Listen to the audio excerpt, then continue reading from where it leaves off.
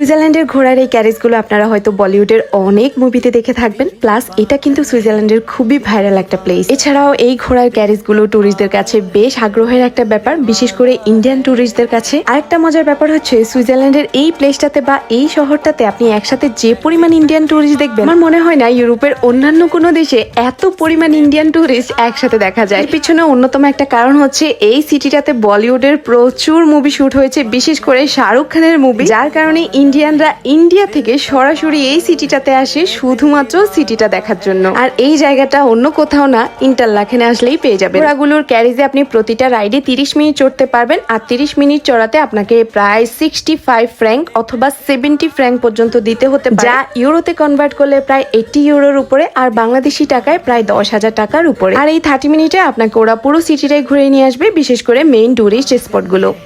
दिल दीवाना है, दिल तो पागल है, दिल दीवाना है।